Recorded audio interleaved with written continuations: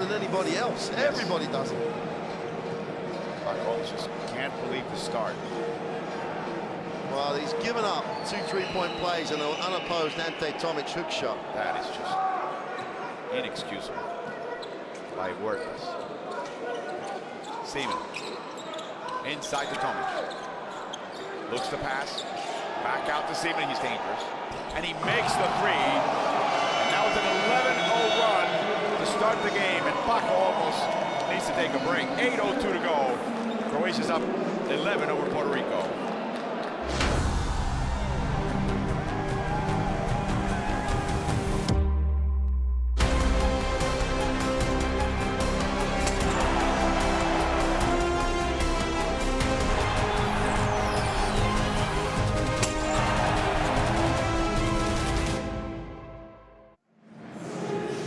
Question that the Croatians want to ask, but Paco almost right now some pressing needs here. Well, they can't panic because a team's just come out and hasn't missed a shot. The thing he's got to sort out is how they haven't missed shots, because the backdoor 3-point play. The first one we can forget, it was just it just happened at the tip. But they couldn't have Seaman wide open because all of a sudden Huertas decides to double down. Now he decided to double down. No one rotated, so that doesn't look like it's the way that they're supposed to play, because when he doubles down, someone has to get 2, and everyone stood still. Because at the top, it was Borkman who ended up being the player who should have picked up the first pass out of any double team, and he just didn't. So I'm never, ever sure with this Puerto Rican team if they're on the same page. One of the virtues of Greece yesterday is that Papanikolaou took Bogdanovic out of the first half. Really basically said, you know what, you may get your points, but I'm getting you very uncomfortable, making you come out of your rhythm. You're not going to score from the get-go. I mean, it was clear that hasn't happened here for Puerto Rico, and Bogdanovic is having some liberties here. Yeah, and what makes anybody think that they have to double down on Ante Tomic? He's a very good player, but Ricky Sanchez should be able to play defense. There's no need to double down unless you have a real rotation decision on that double team. Franklin. Step back shot against Bogdanovic, no good.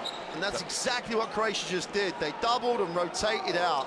Very good organization, nice defensive series. Lafayette pops, shoots, and scores. No change then. Open look, no hand in their face, 2.5 minutes in, 13-0. Just the way Repesha drew it up.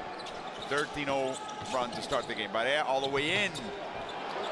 No good. Barea stays behind. There's a foul by Huertas on Bogdanovic.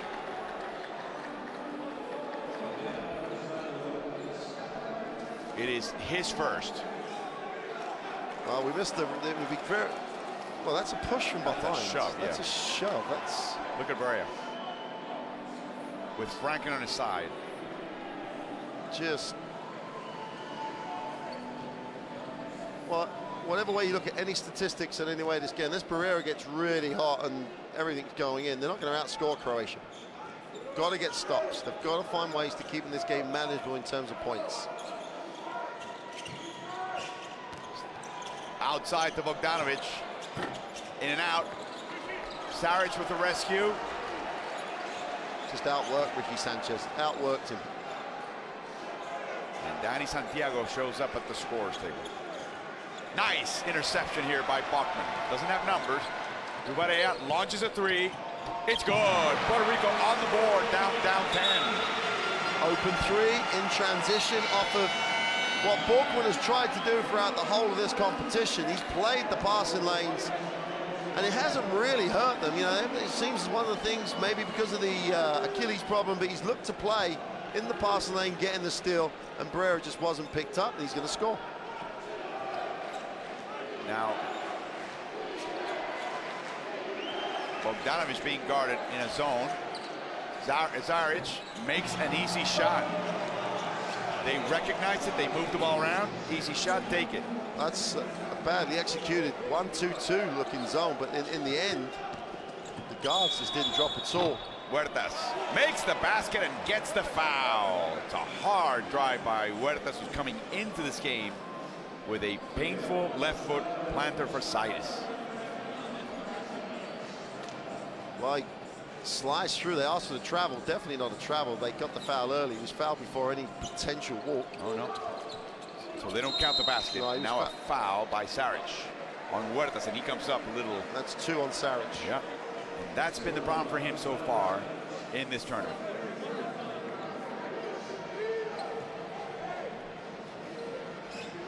Now Puerto Rico just have to take stock, work their way back in. There's no way Croatia are going to go 100% for the game. Bachmann attacks, but he traveled. Just not used to that in space. And they look so disappointed, frustrated, if that's the right word. He just traveled. It's not the end of the world. The great thing was they made 2-3 passes, and they got Bachmann in a really advantageous position, had the chance to penetrate. He just traveled. That doesn't make the rest of what they've done bad. Both teams have 2 turnovers. Saric in and out. Bogdanovic pushes off Barea, and clearly a foul. That's what Barea does. He's such a pest that players just want to get rid of him.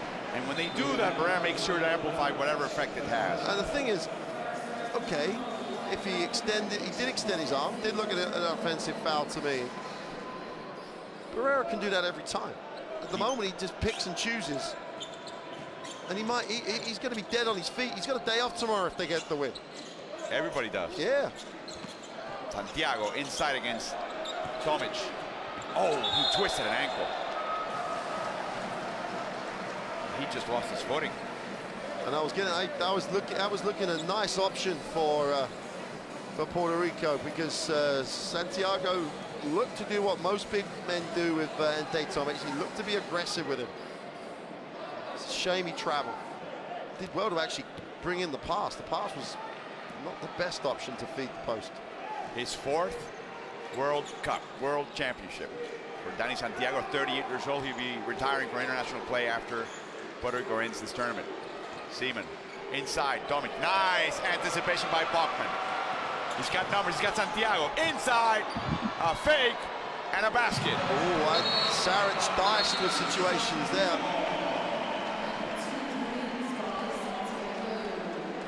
And a warning to Puerto Rico for a possible technical foul. Not really sure why. I think Santiago just didn't hand the ball back to the ref again and threw it the other way. A delay of game. And Bachmann the last time down actually rotated on a ball screen. Game 5, and oh, look at Saric all alone there for a second. Inside, Tomic loses the handle, and that was enough for him to miss. Just lost his rhythm there. Barea, high screen, pursued by 2 Croatians, over to Santiago.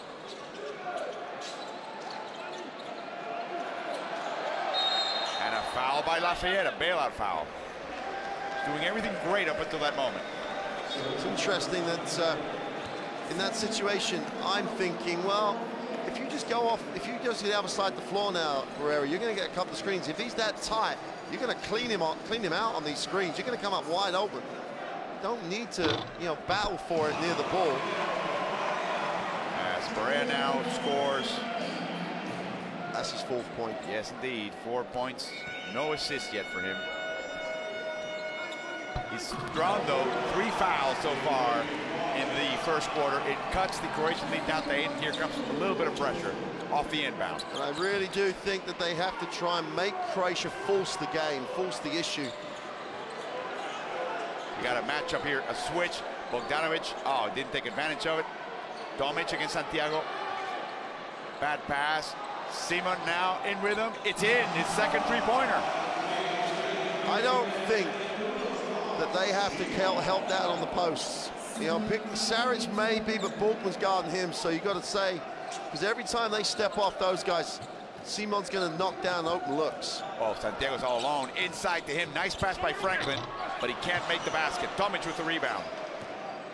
Croatia speeding up. Saric coast to coast, and a foul by Santiago.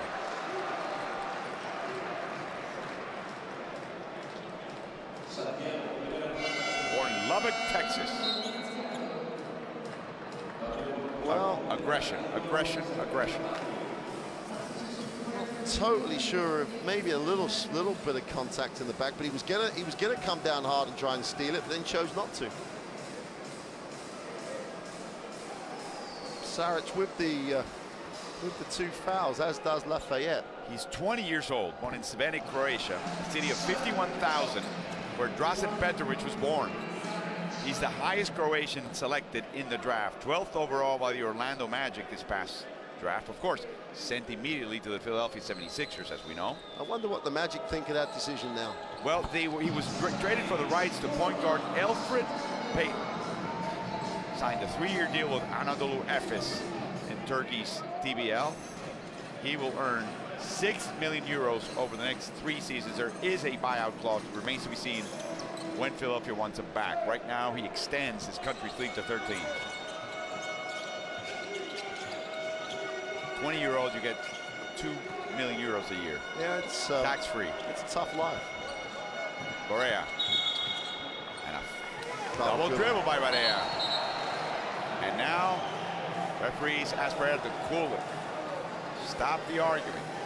It's a basketball court. It's not a judicial court. Yeah, I don't think anybody from Croatia touched it. No, and he's oh, actually, no, it did. It was touched by Saric. So I think Barea does have an argument. He does, but he's standing mid-court. He's actually running out of officials because he kept looking around and there was no one actually available to speak to. Galindo in, having trouble getting through screens. Tomic behind the back pass. Seaman, a tough shot, and the ball is last touched by Tomic, and he also draws a foul. And that's not smart. It's not Croatian either. They do a very good job at not fouling people in terms of sending them to the line. But with they're in the penalty. There's a loose ball foul. They should be shooting shots. And that's exactly what the Puerto Rican bench is alleging.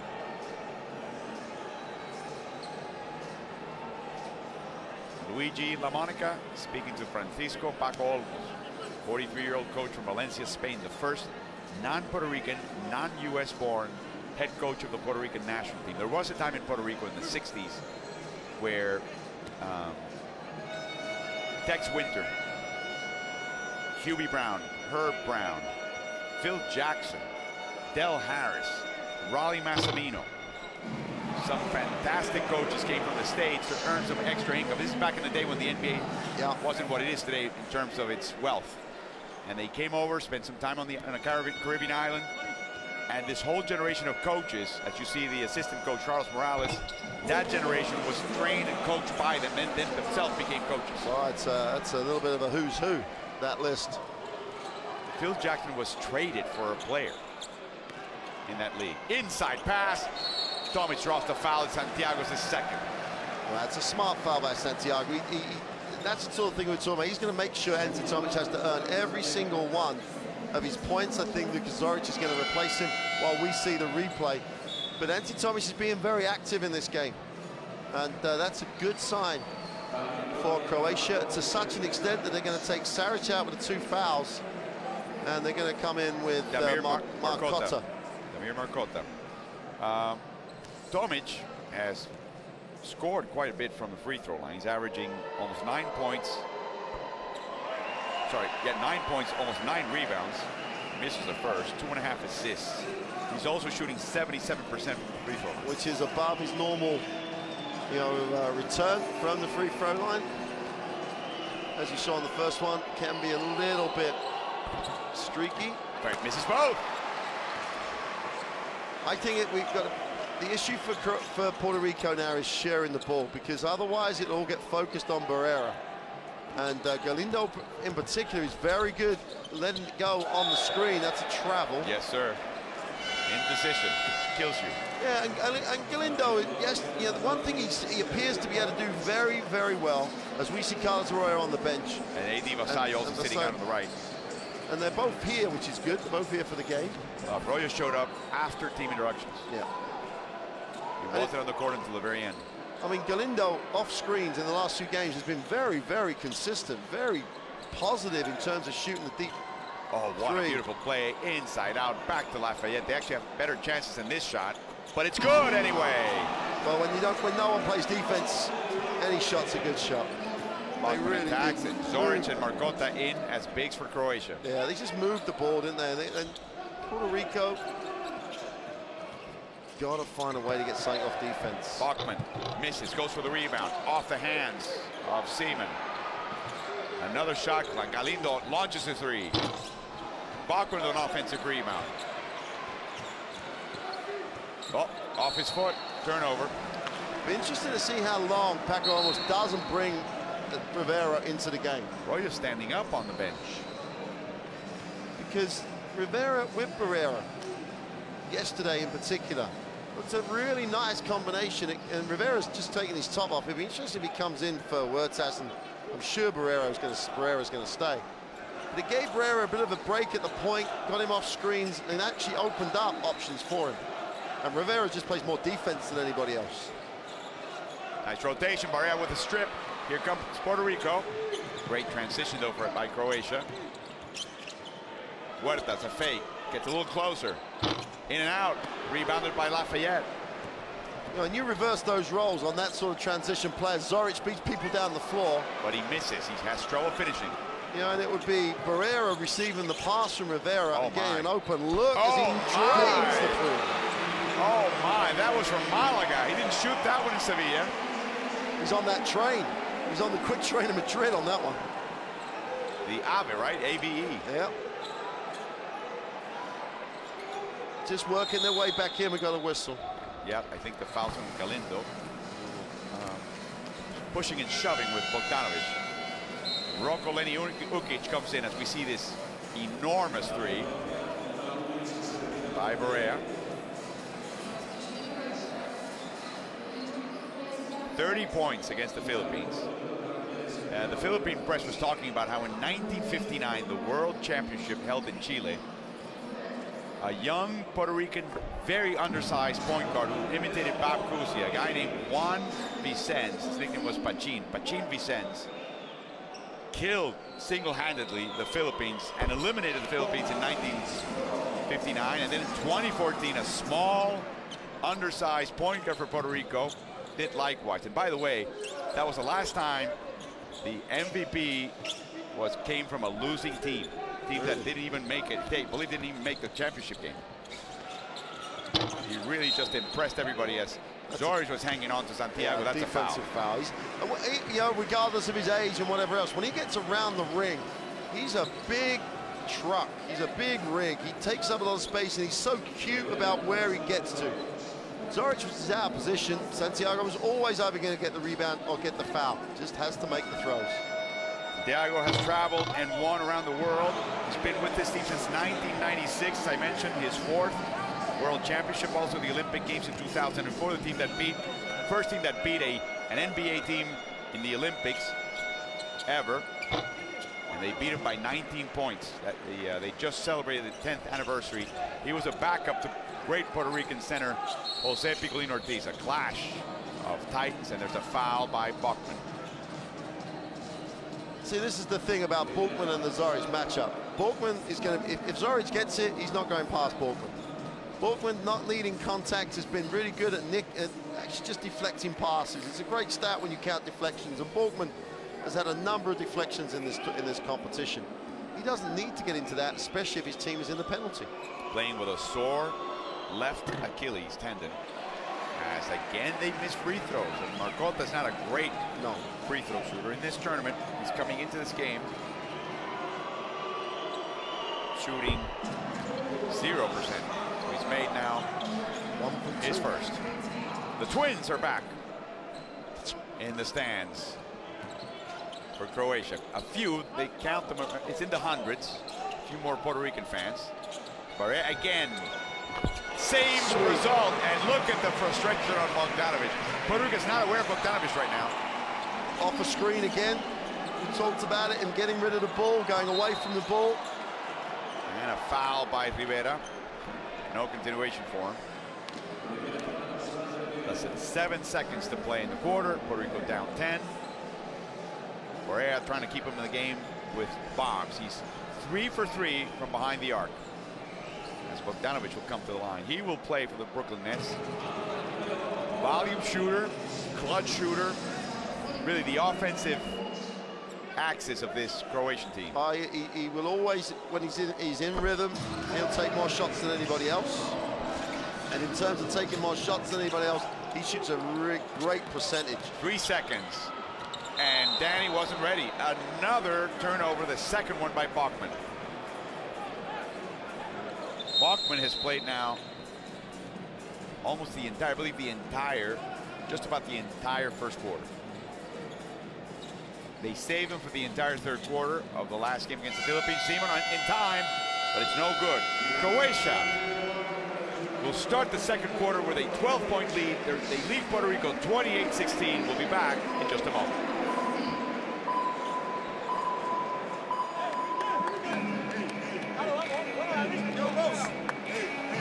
Well, the good thing as we get a look at this Puerto Rican huddle is the fact that they've just stopped the bleeding. You know, 5 from 8 from 2-point, 3 from 5 from the 3-point range. They're nice stats. The other great stat for Croatia, they've been to the free throw line 12 times in that period. And you know, Puerto Rico fouled far too often, but they stopped the bleeding. Barrera's got to 11 points quickly. The great one for me in particular was the last little set, and I'm sure we'll get a view of that as these highlights continue, but he came off screen. This is part of a 13-0 opening run for Croatia. And Seaman also was stroking it from outside. He's had very comfortable shooting. Yeah, he is, especially when, as I say, there's too much double team and they don't need to go down. Lafayette wide open with no defense. If they can create open opportunities for Barrera, whether it be off the transition like that or off screens, he'll go for 30. It's not the fact he goes for 30 is the issue, it's who else is going to contribute. At the moment he has 11 out of 16. And Sanchez in particular wasn't as effective as he was yesterday. Seaman with second three. They get against the zone here. Puerto Rico doesn't play very hard, and it allows the shooters to have time to collect themselves.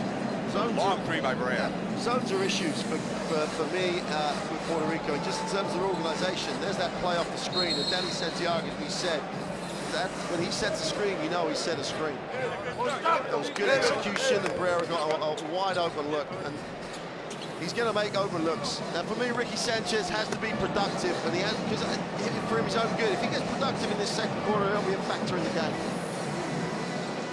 Galindo hasn't got a shot off of the screen yet. The more they can pass the basketball, the more open shots they'll get. Croatia winning the rebound battle 9-5 at the end of one. We start the second quarter. Croatia up top by 12 against Puerto Rico in a knockout game. Loser goes home. Winner advances. Croatia will still have to wait for the Greece-Argentina game to figure out exactly where they stand.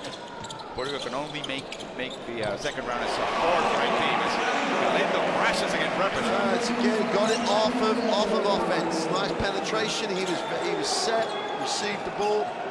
Great pass because it was right to his hands. Didn't have to go looking for it. Got the screens, switch with Ricky Sanchez back on the court. He drives, and there's a foul by Sanchez. That's his second.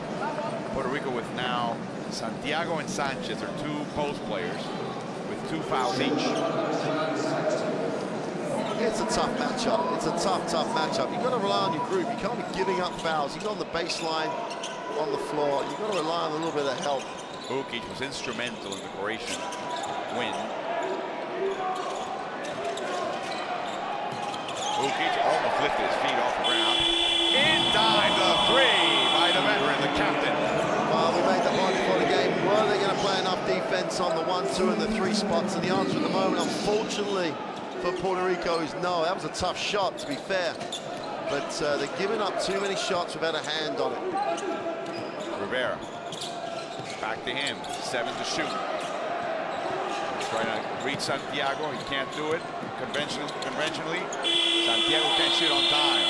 They called the foul. Repic, thinks the clock ended, and so did Vukic. And now Lamonica, I think, may consult with his... I think he's going to have to. He called the foul, so he just wants to know. Did the clock run out? And I think, let's see. No, that was a foul before the... They called the 24. The great thing, whether it's right or wrong, is that they weren't sure, so the 3 of them got together. You know, they are the 3rd team on the floor, the officials, and that's why they have 3, so they can make sure the calls are right.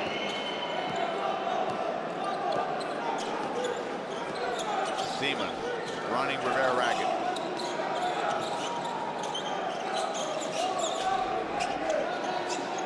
Zorich screening, attacking the basket. Cross-court pass. Marcota makes a three. Boy, he couldn't buy a three yesterday. Ricky Sanchez didn't exactly close out very quickly. Marcota will shoot the basketballs we've seen. He just is shooting a poor percentage at the moment across the tournament. Rivera, baseline drive. Outside of Ricky Sanchez all alone. It's good. Great heady play by Rivera, drawing the defense and making and letting Ricky Sanchez gain a little bit of confidence. It's an important shot. They do need consistent scoring to support Barrera. As they try to post, it's an offensive foul by Bogdanovic. I tell you, Rivera is opening a lot of eyes. A lot of Puerto Rican fans thought that Filiberto Rivera, no relation, should have been here. He had some prior experience. He's making his debut with the national team. And look at this, guarding Bogdanovic and provoking the foul. I think the call was already made because he put his palm around the back of Rivera. 13-point Croatian lead, 7:46 to go in the half.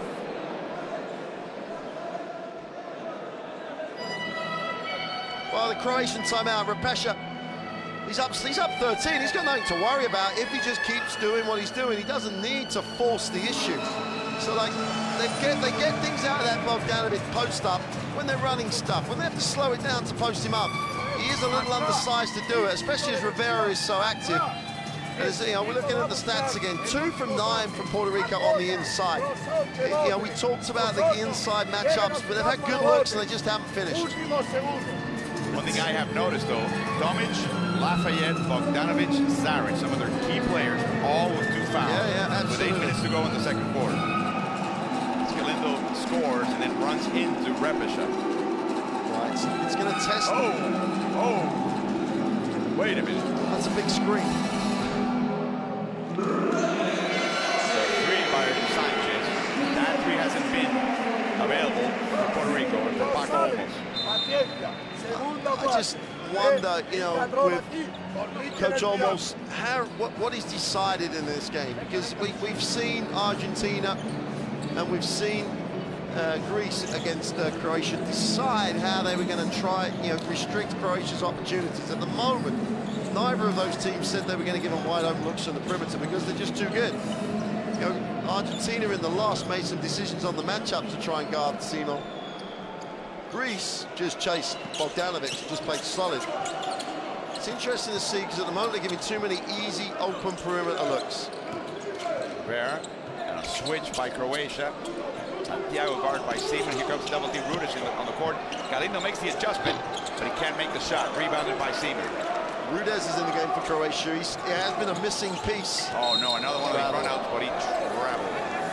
A little too anxious to get to the rim. Yeah, it's he's been the missing piece coming off the bench. I thought with, you know, him going to the NBA, being that streak shooter he is, he'd come in, they'd find shots for him, and they'd give him the opportunity to get some rhythm. He's singularly fouled to make consecutive shots in this competition so far. Signed a 2-year deal with the Indiana Pacers in the NBA, and a foul by Ukic. But let's explain what we mean by streaky shooter. In this tournament, we've seen him typically miss the first shot. Then maybe second or third shot, he starts getting on track, and then you see the consecutive shots made, and then he goes, kind of quiets down for a while as well. Whether he comes back for a second time or not, we don't know. Well, Rudez, it's almost, he can be that effective that when he makes 2 or 3, he doesn't miss for whole games. You know, he just pours them in. It's just that he's... Oh, but I wasn't paying attention. He was being grabbed by Ukic, and that's a turnover. Collected by Croatia. For some reason, there was a little bit of contact. Barrera just looked down. Just when the pass was made by his compadre, one of his best friends, childhood friends, Rivera. But it happened, and at the moment, Barrera is on exactly the same spot he was when it hit him in the face. He's, for all his talent, you've got to find a way to deal with his temperament, perhaps. Now he launches a 3. No good. Tipped by Santiago. Ukic gets fouled. Rivera's in front. Barrera commits the foul. That would be his first. So it's got to be maddening to a coach. Well, I must, because, you know, there's 25, 30 points a game, almost guaranteed if you can get him open looks, because he can score. How many does he cost you the other way? That's the equation. Inside a good defense by Sanchez. Good slap by Sanchez. Excellent effort by Ricky Sanchez. Sanchez, since he's come back, positive contribution. I think it's a confidence. Yeah, absolutely. And it looks like he thinks he's going to play, which is the first part of that confidence thing. He's not looking over at the bench to say, coming out, coming out. The nice Santiago the ball. He could damage Croatia against Zoric. And Zoric, wow. Yeah, I love to see that one again. Offensive foul by Santiago. He says he elbowed Zoric. See if he hooked, elbow, whatever he did, back almost. Let's see. Oh, this is the rotated size. Not yet. Here we go. That's he hooked him a bit. It's like we were talking about before. As soon as you put that palm of the hand on the defender, it makes life very easy for the defender. Ukic with a turnover. So once again, the refs have the offensive foul on Rocco Ukic. It looks to me, rightly, wrongly, whatever else, but the thing about it is the referees are going to call this one tight, as they appear to be. A lot of fouls in the first quarter. And the great thing about when, you know, the LaMonica and whatever else, if that's how they start, that's how they're going to carry on. So these guys better adjust as Diaz joins the game. By the way, that was Santiago's third personal foul. And now an offensive foul by Barrera, his second. As Jorge Brian Diaz comes in, the youngster, the 24-year-old. We're not here to, cover referees as such. They're an important part of the game, but I would almost guarantee that we won't be saying why did they call that call, because so far in 14 minutes of basketball, yep, there's a lot of fouls. Which, that's not good for anybody. But they've had to call them, and they're going to carry on calling them until these guys adjust. Off the ball, good call. Foul. By Galindo. And it's no good. Papa almost saying, I don't understand that one, I don't understand this one. Because they've been the same throughout. And Galindo bumped away from the basketball by just moving illegally into Tomic. That's not playing physically. That's, especially now the referees have set that tone. Tomic to the line. Which, by the way, could really help Puerto Rico. If they call it that close. Barrera will get a lot of protection if he just does the right thing. They'll call it close and protect him as well as anybody else. Argentina is into the second round. The Dominican Republic is into the second round. The U.S. is into the second round. So Brazil is also into the second round. So Puerto Rico would be the only America's team left out. If they lose this game, that's what's at stake for the Boricuas. Ricky Sanchez, he might think he was fouled, etc., but he loved the fact he took an aggressive move. By the way, Mexico comfortably on top right now with a chance, if they win, to be in. Mexico's best finish in the Worlds was in 8th place, and they have not been in this tournament in 40 years. Ricky Sanchez, 5 seconds to shoot, drives, and he draws the foul, the third one on Tomic. Well, where has this been? Where has he been? We have said that we're disappointed. Ricky Sanchez, better player than he's showing. A warning to Paco Olmos from Cybele. I don't know why Paco Olmos now is a problem. He's just had a foul call in his favor. And he's got to leave this because his team, if this is a huge ask for Puerto Rico after the physical effort yesterday, they need everything pointing in the right direction. Paco Olmos needs to sort himself and his group out. Just to be sure, I think Cybele was pointing to his assistants. I think the bench is chirping a little bit too much. Then he has to control that in the same way, because on the last call, Barrera's up saying you've got to call a foul. Well, that's one way to waste a foul when you sit on the bench and pick up a technical.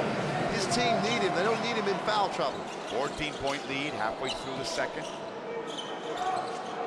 Puerto Rico playing zone. Tomic. Inside. Nice play. Beautiful pass by the big man to the big man. Sanchez looks at the bench with his palms up. It's one of those things you just said. He played hard. 2 possessions. Had a possession off. No excuses. No, and Diaz is in the game because he deserves to be in the game. So he's got to step out and play some defense. Rivera, tough shot against Tomic, who did not want to give up a fourth foul. Rivera knew that and went after it. Oh, they're hanging in. They're hanging around. They're trying to just keep this as a manageable number, work their way back in. It's got to start the defensive end. Open three, it's good. Not the first shot. It's the second shot usually. Seriously, if he's due a game, someone is going to get a game from Rudish from the perimeter. And, you know, for Puerto Rican fans, you hope it's not today. Because it could be good night just on the back of him making 5 or 6 threes. Rivera misses. Rebounded by Marcota. Seaman comes over. And Huertas picks him up. Drives baseline.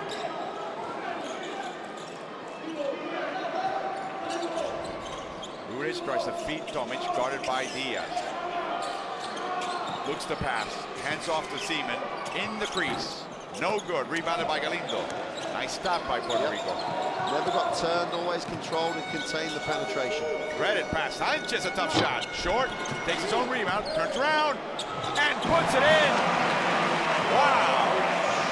What did the coaching staff tell Ricky Sanchez today? What did he do on his day off? Whatever he did on his day off, I'll have some of that because he was absent without leave on the first 3 games. Great game yesterday. And he's bringing it today, and he needs it. Still a 15-point difference, slapped out by Diaz.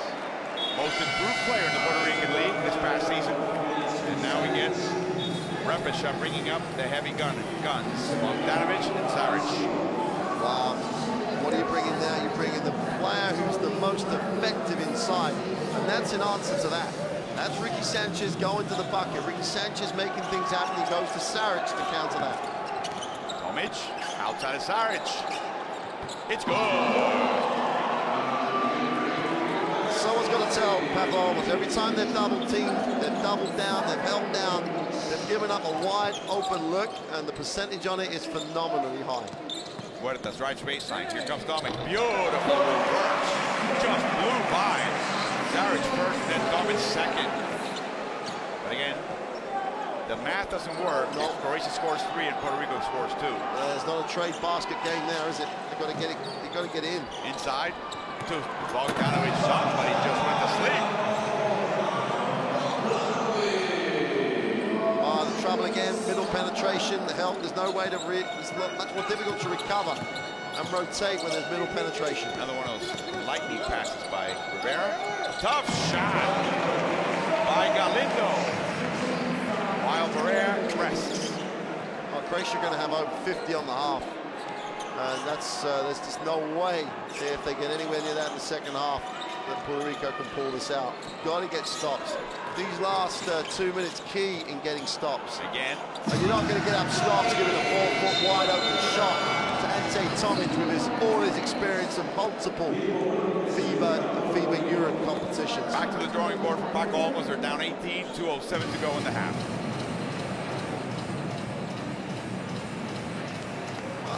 Issue for Paco Olmos now is he's had Barrera on the bench, so you think, oh, maybe their offense is going to struggle. Their offense hasn't struggled at all. They've ticked the score over, you know, really well. You know, in a period where they were flat and they were struggling, they just haven't got a stop for the last 6 possessions at all. And they've given up wide open looks. With Barrera out, you're not going to see Franklin come in. You're not going to see Clemente come in. And that's the one player that's surprising that he hasn't seen the floor at all is Clemente, because you know he'd have banged around a bit. He's a bit unusual because he's undersized, and he could have been a big factor defensively. You know, there's even a lineup to say you could put a big zone out here and just stick Ricky Sanchez on the perimeter because he can shoot the basketball. Their defensive organization is just not there. You know, I'm not sure if they haven't double teamed the screen, but they almost look like they were going to. And in the end, wide open looks for Tomic, wide open looks for Bogdanovic. That's defensive organization. Paco Olmos' CV says he can coach defense. You know, that's his calling card. Yeah. That's what he has built a reputation. He has not delivered though 2 years in the superior basketball league in Puerto Rico. Twice with the Santurce Caballeros, a team that Ricky Sanchez plays for. He has finished with records with 20 wins and 16 losses. And he's been good defensive team, but he's had a lot of personnel changes. Sanchez taken away from his shot by Zaric. Galindo short, rebounded by Sanchez. Attacks, loses it, and a foul, the third, by Zaric. Well, again, Ricky Sanchez, offensive rebound. Haven't seen it so far. He's now at the free throw line. He's a good, I know he missed his earliest shots, but I like the way Sanchez has given this team something. I just don't like what's happened down the defensive end. You tell me about there's no one on the floor at the moment with, for Puerto Rico that's got this huge offensive reputation. Sanchez misses remarkably again. Then look at Puerto. Instead of handing off a ball, he kind of flips it. It doesn't. You don't win the favor of the officials. You're down 18. You're on the verge of elimination. Yep. Where's your head? Makes a second. You're playing against 5. Don't play against 8. Oh, absolutely. You know, Sanchez has got 8 already. He's going to get into double figures. He's got some rebounds. Meanwhile, Ronaldo Bachman is also taking a long rest on the Puerto Rican bench. Oh, Bogdanovic, another breakdown. Well, the guys that turned it around for this team when they were in a bit of a hole yesterday against the Philippines, we're all sitting at the moment in terms of, apart from Rivera. Bounce pass too tight somehow. Lindo handles it. Diaz is all alone. So is Rivera. Miss. The ball belongs to Croatia. The 19-point lead, minute 19 to go in the half. You know, Clemente, Portland coming back right now with 1:19 to go. Sure that Pac Lobos would love to see the reverse. Lead reduced. Stars rested. Now, Brian Diaz comes down and takes a seat. There's scope for Clemente or Franklin, maybe not both of them, but their energy yesterday just sparked everybody. Zoric back in for Croatia. Try to take the ball away from Bogdanovic. Open shot, pass it up for Seaman. No good. Bachman tries. Sanchez saves. Here comes Huertas. Less than a minute to go. Drives, turns. Seaman with a great set of defense, but Huertas gets the offensive rebound. Now a warning for Seaman. We have a timeout by Jasmine Repisha. They're up 17, 45.2 seconds to go, and Cybele today has a very short fuse. Has no patience. No patience. Well, to me, they've set the level, the referees, and everyone just goes to it now. At the moment, they're still debating it, and they should just let it go. Galindo, for me, is the guy now needs to sit down. I know it's only 45 seconds to go. He's made a couple of nice shots, but defensively, he's just not giving them what they need. And, lost. You know, and with some of the other, with the fact that Portland's now back in the game, there's space for a Franklin, there's space for a Clemente, and it's I don't know. There doesn't appear to be any key that says when this happens, we're going to double team. When this happens, we're going under the screen. And that's where off the ball, no one really knows where to go to. Huertas misses. It's tenacious. But here's the thing: if you insert Franklin and Bachman offensive today is giving Puerto Rico just about next to nothing. Yep. And that's not a critique of his offensive game. It's more a statement on his physical state. Yep. With a very tender left Achilles. Now Clemente comes in. And Franklin just for the last 45 seconds to try and get something out of his defense. Offensively right now, it's down to Rivera and Huertas. Really. Yep. That's why I say one of them. Put one of them in. Barrera's on 2 fouls. He's obviously going to hold him on the bench and see if he can stay close enough. Rudets to the screen. Ukic to the corner. Oh, no. Bogdanovic alone. No good.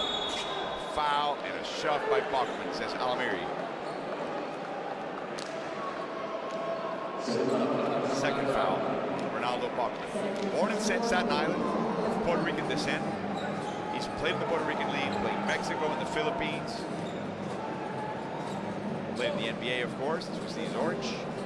Take a free throw. Man, while Luka Zoric's on the free throw line, he's done a really nice job for Croatia this tournament. He's a little bit like the unsung hero, the blue-collar guy that just bangs around, does good. He's a better player than that. That's not doing him too much of a disservice in any way, shape or form. Began his career at the age of 16, 3 years in Croatia, then the Braunschweig in Germany's Bundesliga. Played only one game. He moved on to Olympia, and we are now in Slovenia. Then ended up in Barcelona, moved on to Zagreb. And then eventually Rico Malaga in the Indes League. Last season when he went to Fenerbahce in Turkey. He won the Turkish championship. That's the top 3 or 4 teams. It's a tough competition to win.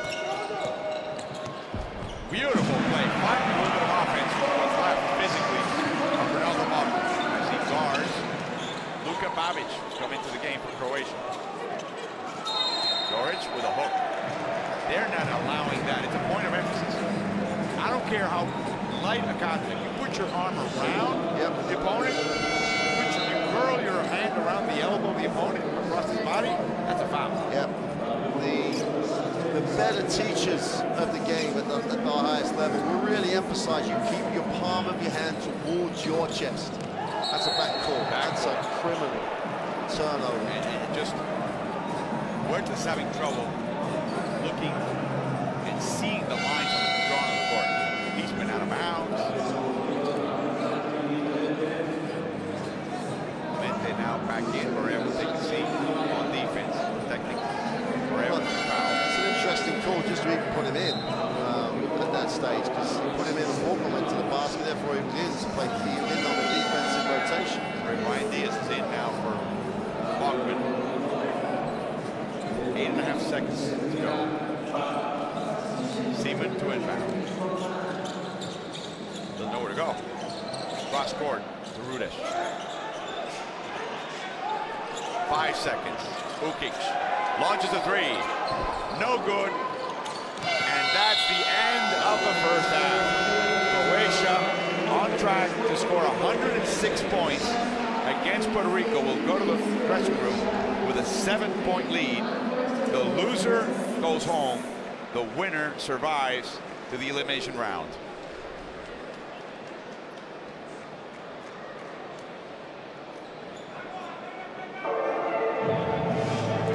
Well, these statistics will tell you that Croatia are just getting whatever shots they want. 58, nearly 60% from the 3, 87, they've been to the line 16 times. Down the other way, 44, 36, aren't particularly bad. They just haven't played any defense. Rebound-wise, Croatia, even though they've hardly missed a shot, have got 3 and 11 assists. On 17 made shots. Yeah, and it's, you know, for your backs to the wall, maybe it is physical effort, I don't know. Both teams have struggled at times with, you know, taking care of the basketball, and the foul count was a little bit heavy at the beginning of the game. Still 29 fouls at the half, so, you know, they should have worked it out by now that the referees are calling it tight. Good spread for Croatia with Bogdanovic and Saric. That's not a surprise, but the fact it's 11, 10, and 6, there's a lot of guys who've scored. And Barrera had 11 early, hasn't scored since, which, well, 1, he was in foul trouble. 2, it comes down a little bit to him being too much with the ball and not coming off screens away from the ball. This is the early action of the game. Plenty of back cuts, inside-out game. Again, the perimeter wasn't strenuously defended. It's too much double team that help down scenarios where if anyone in this tournament says that, oh, Croatia's big strength is on the inside at the 4 and 5 and we've got to double down, no, it's just not the case. Danny Santiago when he was in, Borkman when he's in, Sanchez when he can play one-on-one. Yeah, they're going to score sometimes, but there was a period of the game they just swapped 2s for 3s. And Croatia built the lead even though Puerto Rico kept their own score ticking over. They are just not picking the right poison at the moment. They've got to change that, otherwise I don't think it'll change. I don't think Barrera can score enough, especially if he comes down the ball with a ball on his own too much. That would be ideal for me. Gets it off the pass. 3 of 4 from behind the arc. Yep. Barrera with a few nice plays. Galindo with a long 2 here. And Galindo was like on script, wasn't he? He's supposed to come in, come off screens, and take open shots. Ukic is going to make another 3. Ukic getting extended minutes. Now has 5 points, 2 assists. We're going to see this little inside-outside play so that Galindo again gets Sanchez gets the 3. The play before, Sanchez was pretty close to Marcotta in the corner with his hands in his pockets. Came out of his hands down, And that's the play where Barrera doesn't get beyond the halfway line. Just quit. Yeah, because someone passed the ball badly and hit you on the head. Well, he was really moaning about the foul, which is why he really wasn't getting in the game. So I think at the end of the day, people like Rivera have brought all they can bring at the offensive end. Yesterday, their comeback against the Philippines was all about how much defense they played, and they took the Philippines, who are a good three-point shooting team. They can shoot the ball like the Croatians. And they took them out of that by their effort on the defense at the three-point line. Another wide open look from the three-point line. There's just too many. They've been able to score. Nice little move by Huertas on the penetration. Another double, inside pass, and that lack of rotation. And I can't remember hardly seeing him double the pick and roll very often in this competition, but every time, as you just said, on that pick and roll and on the inside stuff they double team, they give up an easy shot. Huertas is denying a pass to the far side of the floor, while on the rotation, Ante Tomic has a shot from the bottom of the circle. And, you know, so what? It's a little bit into, I'm guarding my man, I'm not really in the team situation. Tomic doubling his usual average of 2.5 assists per game. He's got 5 in the first half, and here's one of the few times, actually the only basket by Bachmann, which he drove. Bachmann, again, playing with what's left of his leg and his stamina. And Zaric has the points, but he's been hampered by foul trouble. Here's the opening play of the game, off the tip-off. Hard foul by Sanchez. It's remarkable the number of times that Zaric has been the player to note at half-time or on a game for this Croatian team.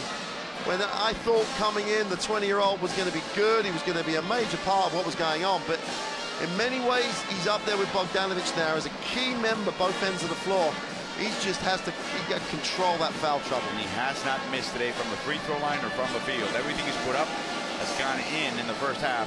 Zaric right now with 10 points. 2 players with 10 points or more. Bogdanovic has 11 to lead the team. And for Puerto Rico, it's Jose Juan Barea leading them with 11.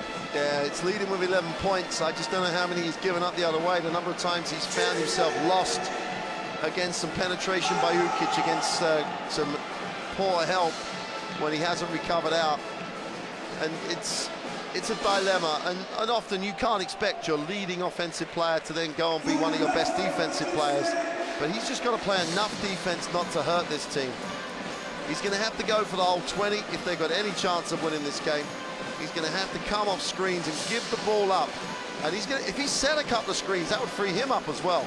If he just screened and then moved, he would end up coming up open. If he gets shots like this with his feet set, he's going to score. We know he can do that. So do Croatia, but good screens means he'll get good looks.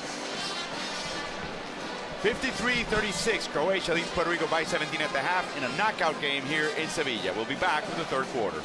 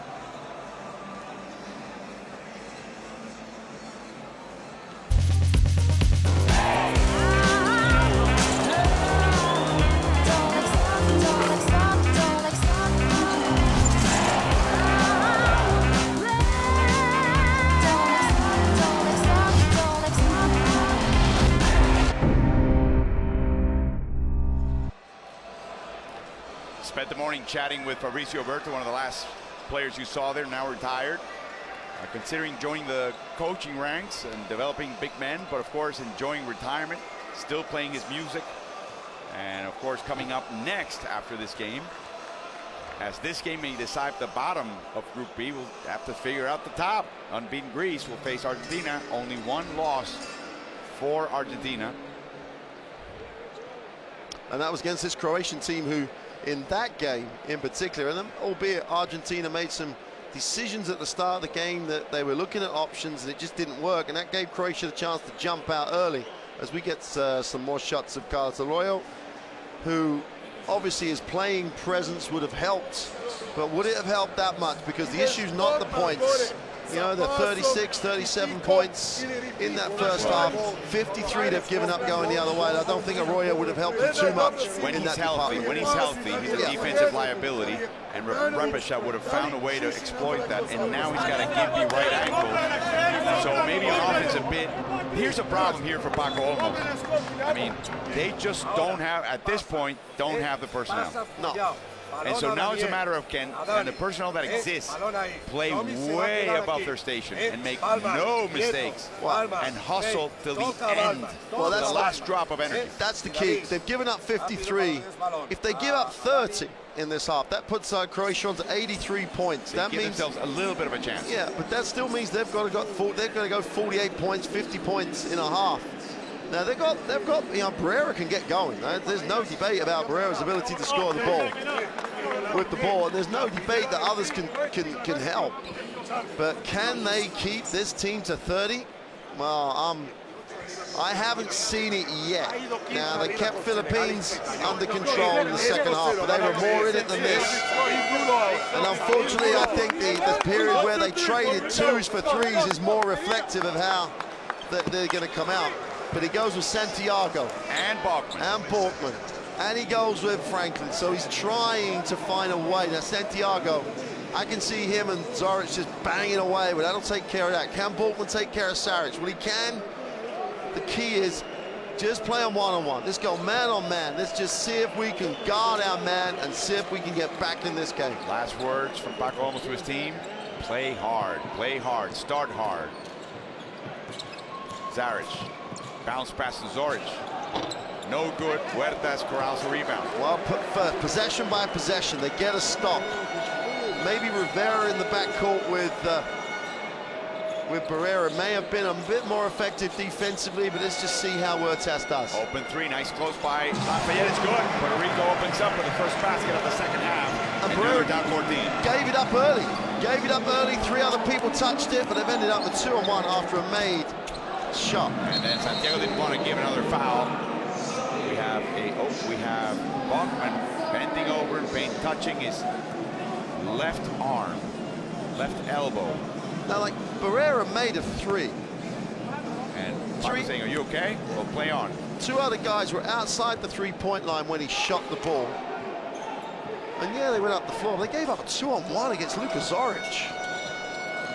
Correa loses the ball. Came right into the trap. A foul by Huertas. As Barrera is still behind the basket. The wrong basket. Barrera's an intelligent man. Just show him the maths. You can't score enough points for us to get back in this game unless you help us get stops.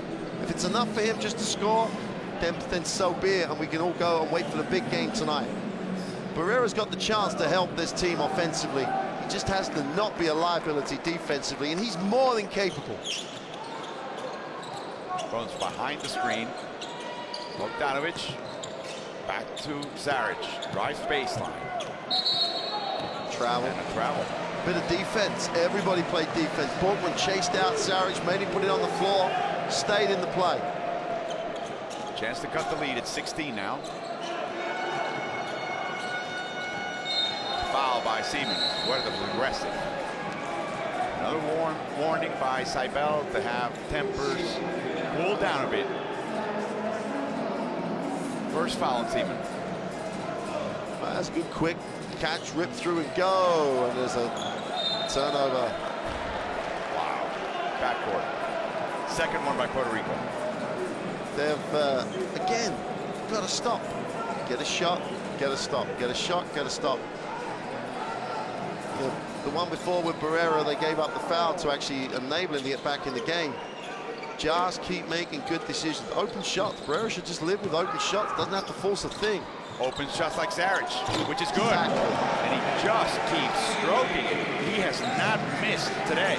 And this is the only game he's looked sweet from the three-point line. He's made a couple, but this is the only game he's had that much time. We look for the pass over the defense. Santiago gets hammered. No call. Finally a foul against Zoric. It's a bit harsh. It probably was a foul, but he just happened to be. He didn't want to call it on Zaric, so he called it on Zoric. I think it's his third, indeed. Two guys on three is better than one guy on four, I suppose. Inside Franklin, a little shaky, but he made the basket. Well, the team that's been scoring freely from their out of bounds under the basket, Croatia, just gives up far too easy a shot. A cheap foul by Barea went after Zaric had passed the ball. I don't understand why Paco almost is on LaMonica instead of his own player.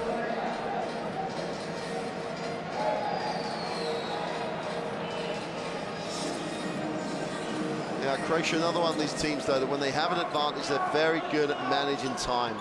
I hope they don't get too passive, but it's the emphasis is all on Puerto Rico to try and get stops, rush things, get Croatia to rush and not get easy looks like that. A foul by Santiago for Georgia scores, and for Danny, that is his fourth.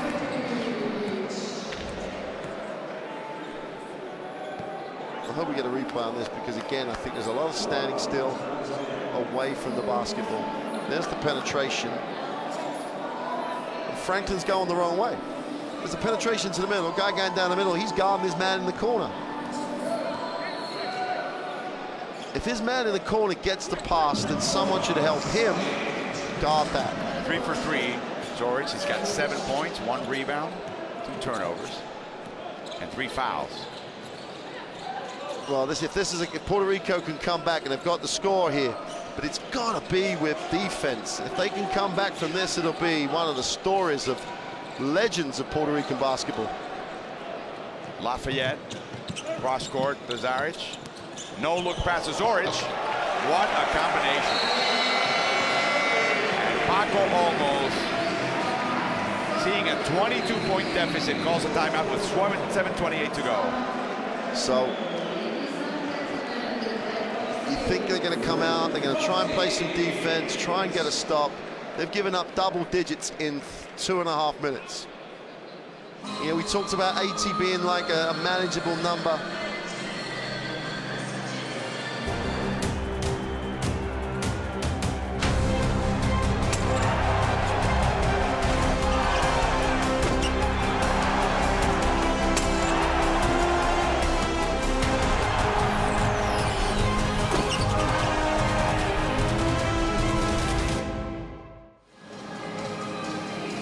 Mexico is in. Mexico will also be the host of the 2015 FIBA Americas tournament in Monterrey. For some reason, the U.S. does not win this tournament, and it may happen.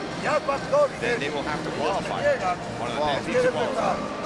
And that will enhance that Americans competition. The Americans will obviously put another stretch on those resources that really do enjoy having those summers off when they've already qualified for Olympic and World Championships. But meanwhile, back here,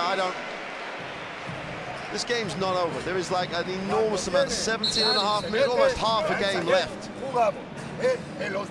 Sanchez hasn't played, even though he was very effective, very aggressive, did a decent job on the glass. Gone for, you know, with Danny Santiago to try and maybe because he wants him to be a bit more aggressive defensively.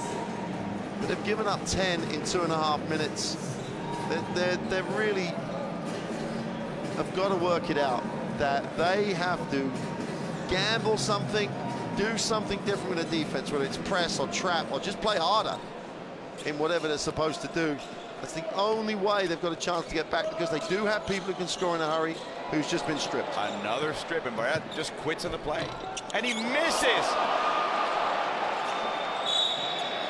I'm sorry, but he wasn't injured, although he's holding his wrist. How do you explain that? Well, he's almost embarrassed now, because he thinks he's fouled. and he wasn't. And he stands. Quits on the play. Now he thinks turns his back to the play. And he thinks that he's going to score, and he doesn't. So now he's embarrassed, and he should be. I'll say this again: there are lots of Puerto Rican fans here who paid a lot of money to watch their team, their national team. They can stomach a loss. I'm sure they can. I don't think they can stomach lying down. Danny with an unusual move. Oh. Let's go back to the beginning of the career, not roll back the years. Foul, offensive foul by Lafayette, and he just found out. That is his third. That's the second foul that Barrera has provoked that way. Beautiful feed by Santiago, playing potentially, probably his last game with the national team. If Puerto Rico loses, if they win, he'll have another one, possibly against Spain. And that will be a fitting end. You know, he spent a lot of years very successfully in Spain. That'll be a nice end to what's been a phenomenal career, national team-wise. Unbelievable contribution. Too hard a pass by Barrera to the big guy. Here comes Ukic, who just came into the game. Corner shot, Bogdanovic all alone. He's not going to miss that shot. Franklin lost him. 23-point lead. Barrera wants to answer quickly, and he does. That's why it's frustrating for me, and I'm sure, and for you, that he can do that, play within the system of everybody else down the defensive end, and you might get your team back into this, because he can literally light it up.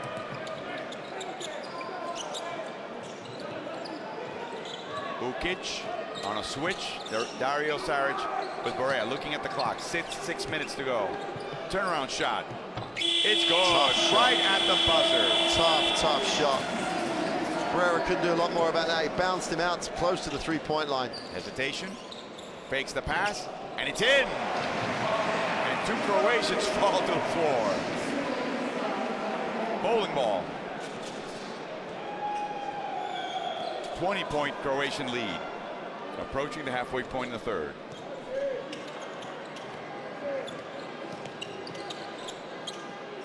Zoric. Cross court. Seaman. Rebounded by Zoric. And a new 24 clock. Again, Seaman decides to drive. No good. Again, rebounded by Croatia. Back to Zoric. Another possession. And Zoric says, wait a minute, let's just get organized here. But the good thing that they made them put it on the floor. They just didn't rebound. You know, one or two people scrambled, 3 and 4 didn't. 9 to shoot. Zoric, elbow shot. Short. And it's off Zaric. It will belong to Puerto Rico with 4:49 to go, down 20. Zaric was the only man to get a hand on that rebound, too. Just couldn't control it. Huertas drives all the way to the hoop. And Franklin misses a complete point-blank putback shot. Cross court. Bogdanovic. No good this time. Puerto Rico just avoided a bullet. Huertas drives hard. Here's Zaric. And he gets the bucket and the foul. See, Bogdanovic looks very pleadingly at the official, expecting to say, well, I was fouled down the other end. I'm not sure he was. That is Zaric's fourth foul, and there's a timeout by Jasmine Repisha, up 18 against Puerto Rico. Doesn't it frustrate you even more when you see the fact that when they play a little bit of defense, it's not like they don't give us shines that they can, but then they get the opportunity to run. Barrera gets the 3 and the 2, tough 2, big 3. They don't worry. I don't mind if they switch. I don't mind if they go to a zone. I don't mind if they trap. But whatever they run it every possession. Try and run it and execute it as well as you can as a group of 5 guys. Because Barrera in transition could do this. And I hope they showed a layout, because it was a tough move in traffic. Here it is.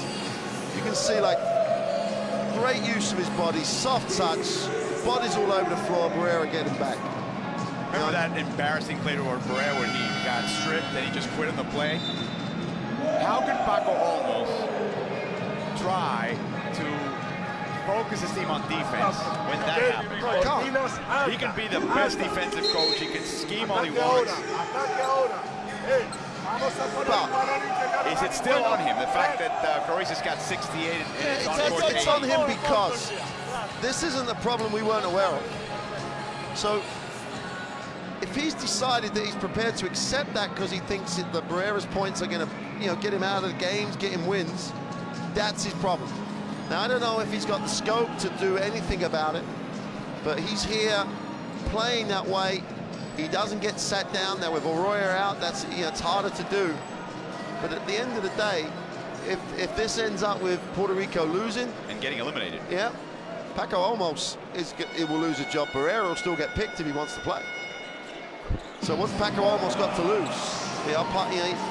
We're all sitting here saying this. We won't be the only people who've got a view of basketball saying it. He's got a reputation for being a defensive coach.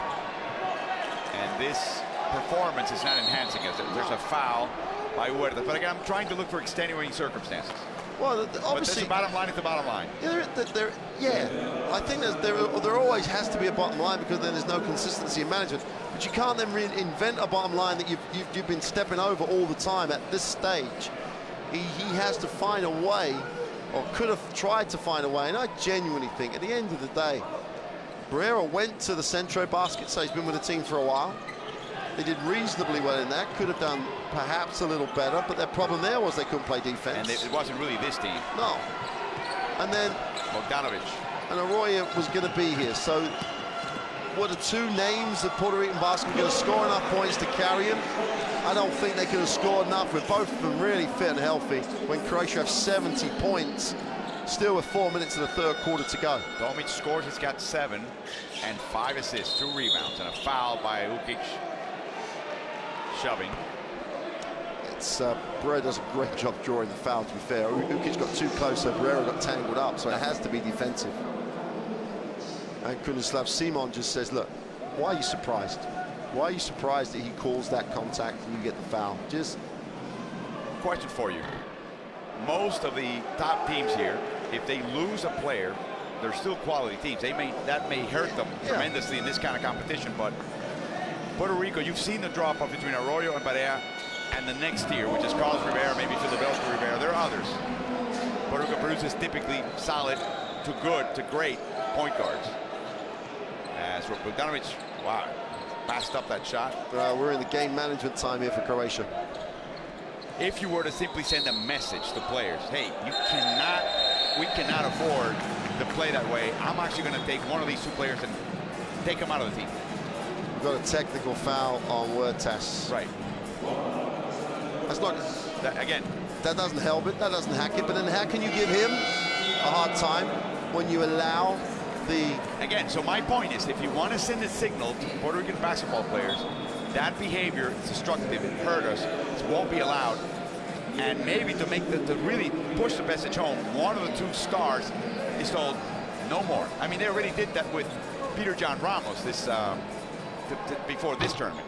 A 221 center with experience, with some offensive game, who gets lost on defense a lot, and they decided that that was not what they wanted here. So what would happen? You would have Rivera as the combo guard or the backup, and a third guard at Rivera's level or lower playing in this tournament. Puerto Rico may not even make the tournament. Well, and the thing we don't know is what they've done, what they haven't done to try and make the situation better. So if they sat down and said, look, you're the best player we've got, you could lead this team to the pair of those superstars, but you've got to lead by example. And they've tried all those things and they still don't do it. I think it's clear. You're seeing it on the court. Yeah. And a foul and a bat. No, it's foul before the basket, says Luigi LaMonica. And carrying on now and there's a technical foul. I think it's against Barrera. So the cup was full. And all this says to me is Paco almost hasn't been out of controlling, so the referees have got to do it. And Barrera's level should be too good for this. And there are other teams. You brought the fact up that there are other teams that might miss players. Well, France are missing Tony Parker. France are missing... And his replacement, Nando De Colo, got injured. Yeah, so they're missing those players. But Tony Parker is the role model for French basketball. Tony Parker, whenever he can, will play for France. and play well. And when he, for example, before the 2012 Olympics, had the eye problem, so he couldn't practice early in the preparation, their first game, covered the game for where they played Great Britain in France. Tony Parker's there. Tony Parker's in the warm-up. Tony Parker's in uniform. Tony Parker's part of the team. Tony Parker gets he is part of the team, full stop. With these guys, it's like one set of rules and another set of rules. That never works. But what, I just find it very, very, very disappointing that a country with great fans. With basketball as the undisputed #1 sport. And the unfortunate thing is, normally in some of these circumstances, people would have started finding excuses for it. There is no excuse for this.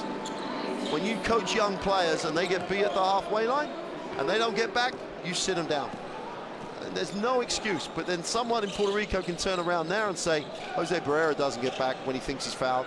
And he stays in the court. Yep. And there's Bachman putting it in as Tomic takes a seat. And Luka Andrić gets some floor time. Yes, indeed. Very little time spent on the court. Really a couple of games for the vet. And Luka Andrić in past Eurobaskets and other FIBA competitions has been a starter. He's got minutes. Good depth to this Croatian lineup. Seaman all alone. It's good. I tell you what, the Croatians, if they're using this games to start feeling good about themselves, getting into some rhythm, I don't care if you're Spain or anybody, you won't want to play them. They're a dangerous team if they play well. With some unity. Correa, short, rebounded by Andrić. He shot that and walked. He was the last player.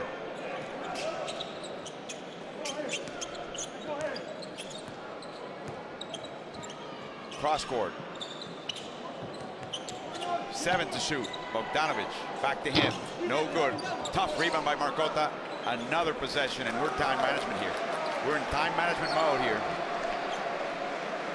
Let's get out of this hole mode by Croatia with a 25-point lead over Puerto Rico.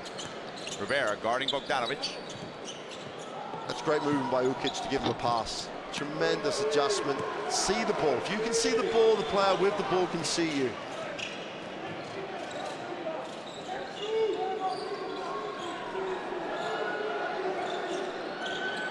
Correa. That was a pass, I guess. Franklin corrals at 7 to shoot. He's aware. He loses it. Correa grabs it, up and under. He shoots. Doesn't draw a rim. Now, Croatia with a chance to up their lead. Inside. And a foul. Foul by Rivera on Bogdanović. Sanchez gets back into the game. And this is quite a disappointing rotation because Sanchez was good at halftime, played well in the first half, 8 points, picks up some rebounds, and it doesn't come in until 9 minutes into the third quarter with his team really struggling, and both his offense and they need him on the glass. And Borkman sits down, and I wouldn't be surprised if that injury is as sore as it looks. Oh, yeah, it is. There's no question about it. I mean, they sat him down the week before this tournament started, and the thought was they actually toyed with the idea of bringing a replacement last minute, right before the Congress, right before the beginning of the official presentation of the 12 by each country. But they decided not to, and he said to them, hey, play me and see how far I go. Yep. And he's gone far enough, given the nature of the injury. So how does someone like Borkman, the other thing is the teammate like Borkman, who's playing injured, body on the line for your country, great shot by Franklin. Yes. How does he feel, though, when he sees other members of his team putting themselves ahead of everybody else? Well, when he first came to the team, he was supposed to be the guy that had to be talked to and sort of get used to the way things were done on the island with a foul by Sanchez and a hard drive by Bogdanović. But suddenly, in this tournament, with all the missing players and all the attitude displayed, he's been the one actually calming people down. Absolutely. Leading by example, calming, talking. Santiago would be that kind of a player, but he really hasn't played that much in this tournament up until this game, in which Santiago is logging now 19 minutes. And Franklin takes a seat with Galindo coming back in. Then Santiago's knees will be feeling 19 minutes, I assume, as well. Rudic back in the game for Croatia, and Bogdanović makes the free throw. Now, like Rocco Ukic in this scenario here, trying to find Dan Rudez will be a key. 23 points for Bojan Bogdanovic on, by the way, on 8 shots. That's amazing. That's efficiency. Yeah. I mean, 23 on 8. Yeah. But we've said in every single game, you leave him alone, he's a focal point offensively. And as we've seen a couple of times, they'll give extra passes to get it back to Bogdanovic if he's open. Last possession, behind the back. Oh, back to Ukic. He wasn't expecting that, and he scored. We'll give him go the other way around. A nightmare quarter. Puerto Rico allowing 31 points. 31 points in one 10-minute quarter. We said that would be the number to try and make sure they got back in the game for the whole half. The lead is now 27. Croatia in control.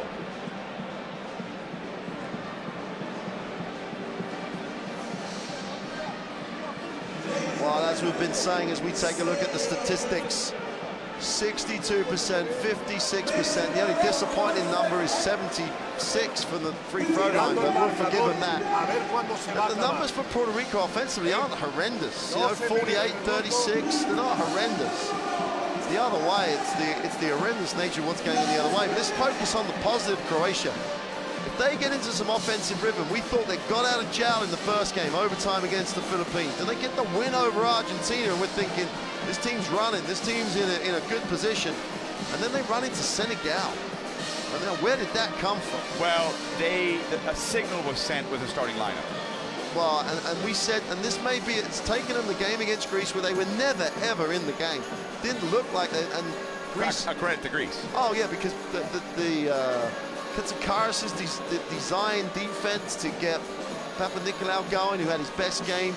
The denial, the rotations. They took Bogdanovic out of that first half completely. And this is why you construct your defense against Bojan Bogdanovic in the way you do, with the numbers he's put up today. If you don't construct a defense, he can score. But that's my point. If I'm Jasper Rebica, I'm looking at this, I'm thinking, great, everybody gets to play. Everybody gets to play minutes. Everybody builds some confidence. But consider the opponent. And the performance by the opponent, is this preparation for the next round? No, potentially Spain. No, I don't think it's preparation in that way. It's more preparation in that they got derailed by the performance against Senegal, the starting lineups and whatever else. They got outplayed completely by Greece, who'd already beat them in preparation, you know, in the game that took them into this very difficult scenario, being 2-2. So this is a game to get them like just back on the road, back moving forward. His challenge, if he plays Spain, which is not necessarily definite, his challenge there is he's got to find a way to construct some defense to stop the Gasols, and you can't stop Spain. You have to decide who you're going to try and stop. We're getting fancy here now at the opening of the fourth quarter. Mark Clark, Alvaro Martin, Game 2, Day 5 of the 2014 FIBA Basketball World Cup. This is Group B action. We have one more game to go, and it will define the top of the group as unbeaten Greece faces Argentina with only one loss. Pick and roll, and the kick by Croatia brings the ball back in Puerto Rican hands as we take a look at Luka Andrić. Well, the interesting thing will be, with Croatia winning this game, if Greece go unbeaten in the group, it puts a little three-way tie together, and I think Croatia won't be fourth then, because the losses that Senegal have had in that to Argentina will just work against them so badly that would put them fourth.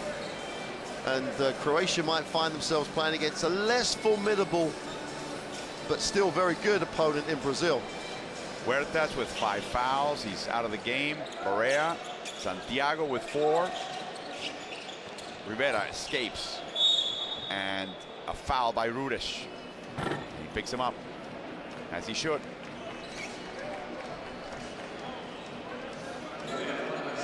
That is Damian's first.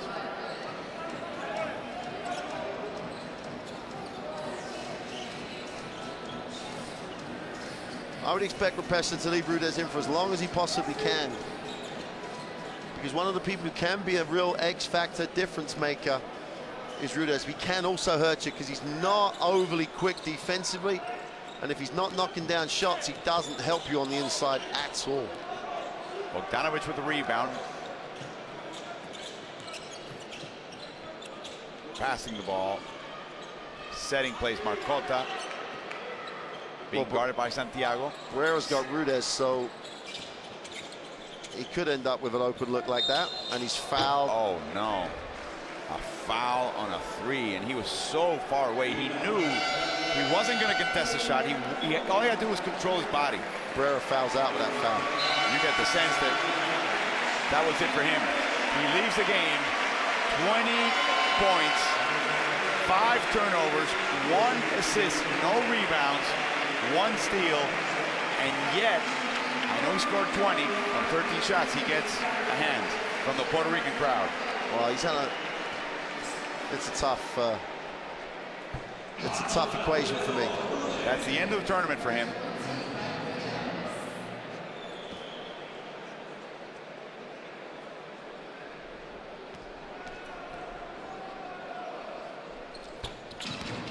Rudish makes the shot. Like I said, he's going to be going to the NBA. Rudish, 28 years old, played 2 seasons in Belgium, then back to Croatia. A 2-year deal with Olimpia Ljubljana, but only played 1 season. Then back to Croatia and ended up with Zaragoza the past 2 seasons.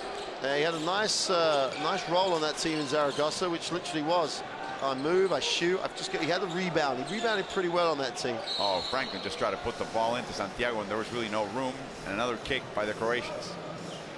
See, again, the organization on the pick and roll executed very well. There's always someone stopping the roll. Someone's minding the store. Absolutely. There's a hold. Yep. Babbage is in the game for the first time since game 1. Second time. Second. He came in earlier for a few minutes at the end of the first right half. at the end of the period. Yeah, right at the last minute of the first half, yeah. 14 seconds to shoot. One of those guest appearances.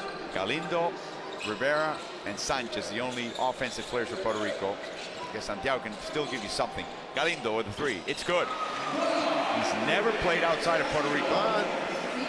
I don't think he's in great physical shape. No, he's definitely not in great physical shape, but what he does have is that quick release. He's got real confidence on that catch and shoot. He doesn't have a lot else, but he does a good job on that. Look at that breakdown as Rivera and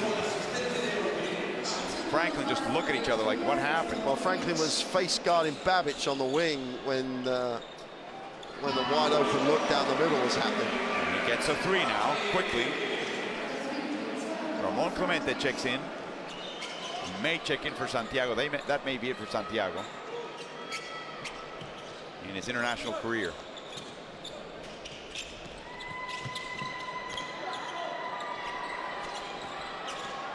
Ukic keeping the dribble light. Another fancy pass. And a nice strip by Galindo.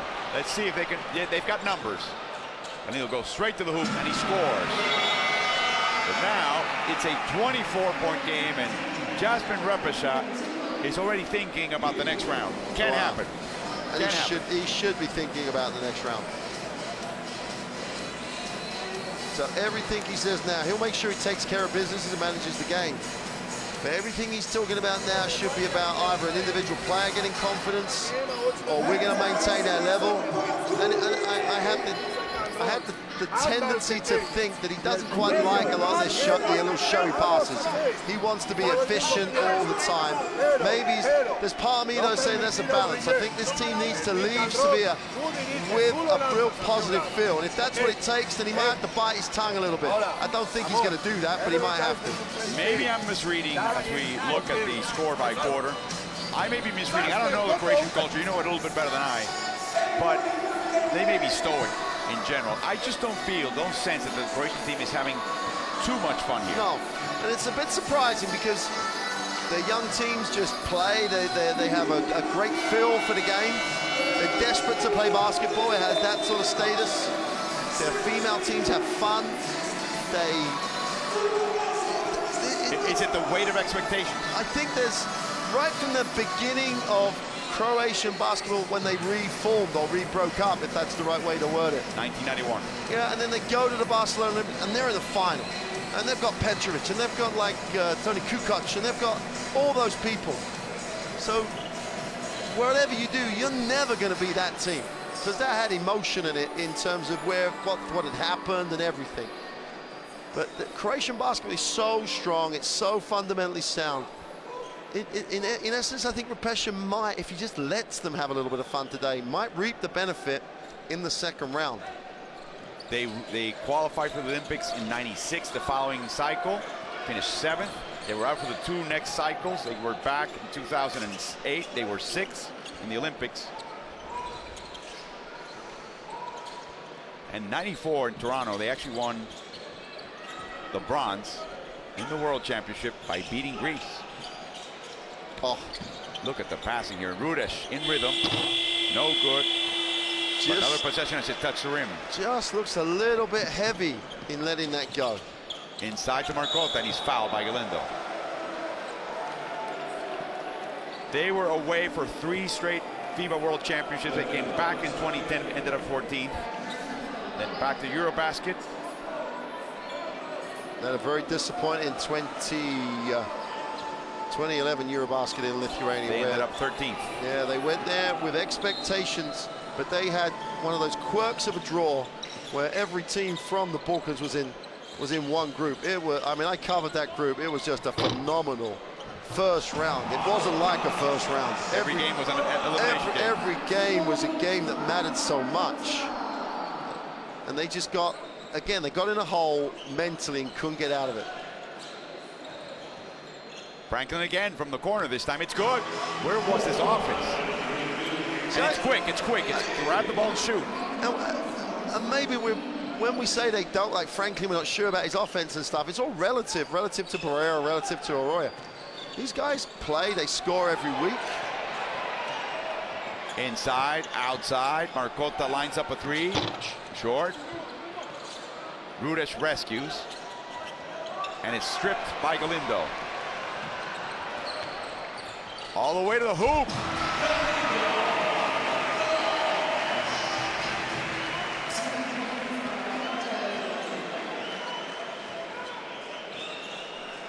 Well, still 6 minutes to go at 21 points. Croatia can't get sloppy. They've got to keep the scoreboard ticking over, and they haven't managed to do that for the last 3, although they've given up. Oh, almost a backcourt. No, there was. You get the feeling that they're trying to manage the clock, but there's enough pressure defensively from Puerto Rico that they're rushing shots. Yeah, at the end, they're almost managing the clock without making sure they get a shot. And this is the areas where Azonia should have come in the other day, as opposed to starting against Senegal. You know, this is when he should have been in. You know, now the game is still important. They've got to, you know, manage the clock. They've got to, you know, do all the right things. Sends more of the right message.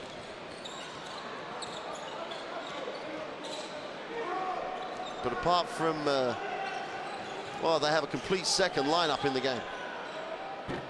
Yep, they're giving the starters a rest. So this is nothing about the second round, apart from giving them time on the bench. And Mario Hezonja, who started that game that they lost against Senegal, on the court. He's 19 years old. Beautiful movement without the ball. Beautiful score by Luca Andrich as Bachman looks on. It's a 23-point difference halfway through the 4th. Sanchez, quick trigger. It's good. Simple. Little cut, little pass. And a predisposition to shoot by Sanchez. And that's his first point since the first half, because he sat most of the 3rd. And it's taken that long to get him a shot in the 4th. Babic. Back to Andrich. Beautiful Another pass. Nice inside cut and a pass. Just cutting up, carving up that defense all game long. Everybody can be a great passer if you got people making making you great passing lanes and keeping moving. Luca Andrich just looked like a point guard passing at the moment. Little bounce passes, wrapping it around. He's always had at least 2 or 3 options every time he's had the ball. He now has 2 assists.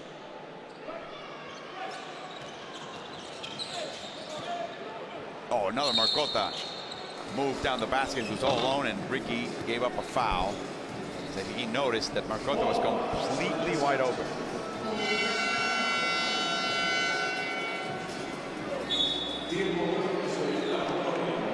And now a timeout by Paco Olmos. It is getting late. 4 minutes to go in the game. They're down 22. Well, there's a bit of a resigned look coming out, isn't there? And the game was literally lost with the lack of intensity, lack of defense right at the beginning of the game. They had to keep this close. They had to keep the score manageable, and they just gave up a lot of points early. There is a program now, as we see Repesha talk to his team in Puerto Rico, led by Jorge Rosario, the coaching mentor of lead assistant Carlos Morales, and along with other great coaches like young Danny Ortiz. And what they're doing is taking 13-year-olds in Puerto Rico that emulate these players and emulate NBA stars and deprogramming them of bad habits like not passing, like watching the ball, not the player on defense. Apparently there's a tremendous amount of zone defense played in Puerto Rico because coaches in young categories don't know how to teach rotations and help defense. They just say, let's play zone. So they have to teach them how to play man-to-man and how to get, set up angles, drive a player one way or the other, play towards the help. All that stuff is being taught at the 13-year-old level. They've had now 3 of those mini generations, 3 13-year-old groups come up. So the first one's 17, and they've managed to finish 5th in the World Championships in Dubai, playing FIBA basketball, very unlike Puerto Rican basketball. Well, and that's one of those factors about who are they going to look up to, and when do you integrate them onto the team, and who manages them. And role models become a key part of that. And if you get bad ones, they can undo that work in a matter of moments. And yet there is a faction within the Federation of Puerto Rico that thinks that should be undone. Unbelievable, but that's part of the problem there. It's just part of the problem.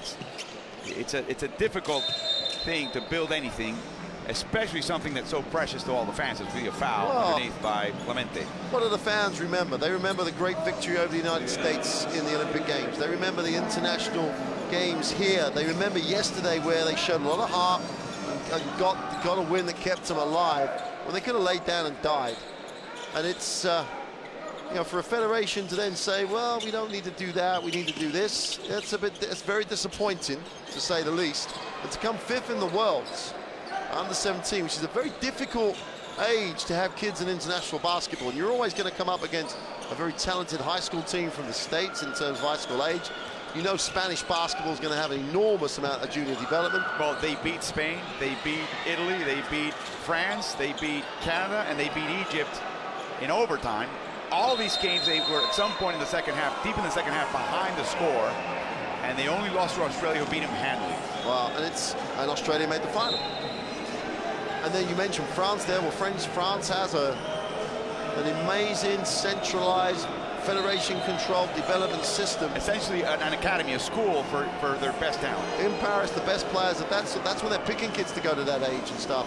Before that, regionalized, again, kids in great situations. And they're all part, and they're all owned, not owned, that's the right word, they all sign up to being part of that, a part of France basketball. And if you've got kids who would sign up to be part of Puerto Rico basketball, that's a tremendous set of circumstances. But when you see that under-17 team, there's no 20, 25-point player. Rivera takes a steal, and he's fouled by Babic. There's no offensive pole. There's actually a very FIBA-like spread offense where if one of them gets into foul trouble, you've got options. Yep. The other thing that's being taught by this group, which is, again, very unlike the typical Puerto Rican coaching, is in Puerto Rico they tend to think you're a specialist or you're a rebounder, and you are a three-point player, and you are a pass-first point guard. None of that. They won't have any of that. They want basketball players. They want rounded players. If you're close to the basket, you're rebounding. I don't care who you are. I want you to shoot from the outside. I need you to be developed as a full-rounded player. Well, again, typical for Croatia, typical for Argentina, typical for Greece. Very unlike Puerto Rico. Because they'll have plenty of opportunities to specialize when they become a senior, when someone wants them to someone wants to pay them to do something, and they'll be better at that specialism because they have those good fundamental skills. The question, though, is you see Clemente make the free throw, and this is, you look at Clemente, born in Queens, of Puerto Rican descent. How many players do you bring from abroad who have not come up this way, and I say abroad, I include the U.S. as via push-off by Hezonja. How do you integrate them? Do you deprogram them when you don't have them next to you all the time? Well, how do you integrate those players when you don't have size? I think what you have to look as a prime example of how you integrate is you have a group that's very strong, has some great core values, and then if you bring someone in like an Andre Blatch into that Philippine lineup, he has to meet the group. He has to fit with a group, otherwise don't bring him in. Again, it's a size-starved national team, always. And that's actually a big problem in this tournament, big one. As Clemente, a center, draws the foul, will go to the line. He's a -1.98 center. That's what he plays. Wow. Great effort, unbelievable hustle. Key in their win against the Philippines. Gave up 5 fouls, but gave them exactly what they needed. Grit, defensive presence, but he's giving up inches to the Kraken. Well, I'm gonna sound a little bit negative about Paco Olmos here, though, because he's a defensive coach, got a big reputation for that.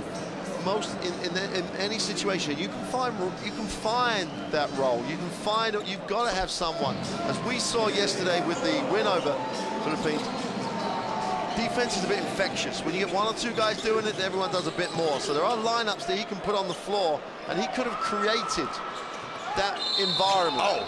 He gets the roll. Carlos Rivera's priority was to shade and almost box out Hezonja. And the ball came out of his hands and it went in. Gets a 3-point play. Whoops. And it's in. Thank you. Look at my shooting form. The only negative, even though Rocco Ukic is back on the floor here, the only negative for Croatia, if they finish sloppy. You know, they finished so well, they started so well, they built the big lead, they were in control.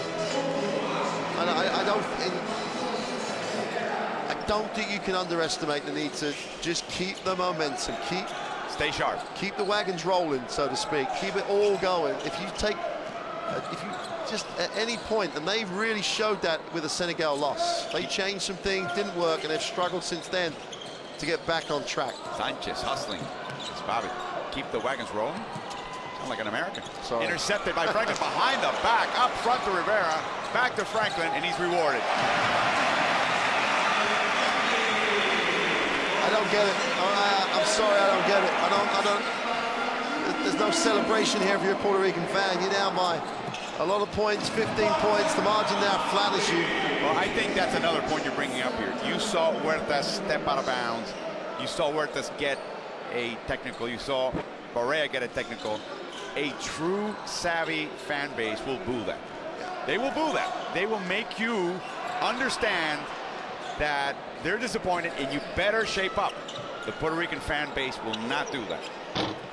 And so you really question if they truly have the best interests at hand or if they're just big fans. Think of Argentina's fan base as a contrast. They would have been on that player, all over that player. You wouldn't dare. The coach wouldn't have to say a word. You wouldn't dare do that in that environment. The core value of that team, the core value of the fans would not allow you to do that. And I think that's part of what's needed as Rivera strokes it from the outside with less than a minute to go. Puerto Rico on the way to being eliminated, and Croatia still alive. We just don't know where they're going to finish yet.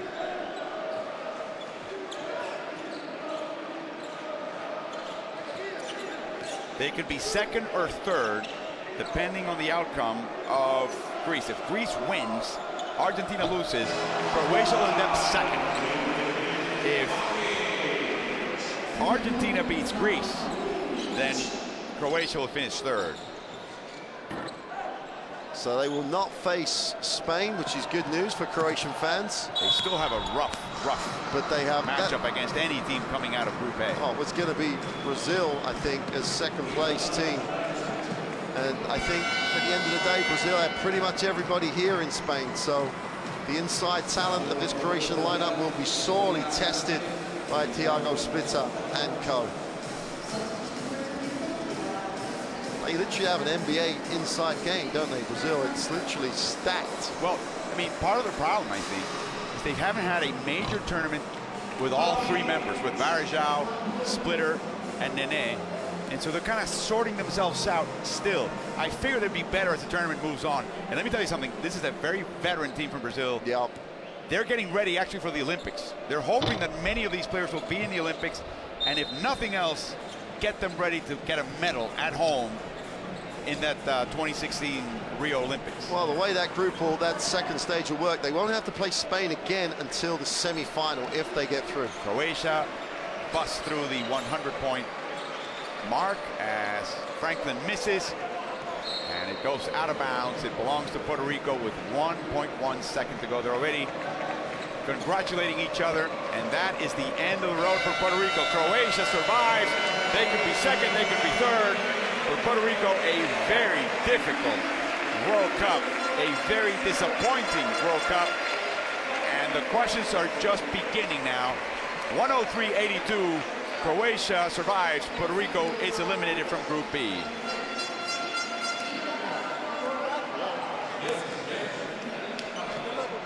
Well, Croatia coming into this game must have felt the pressure, and they responded to that pressure, and that's the worst the stats have looked for them, because at the end of the game they got a little sloppy, not surprisingly.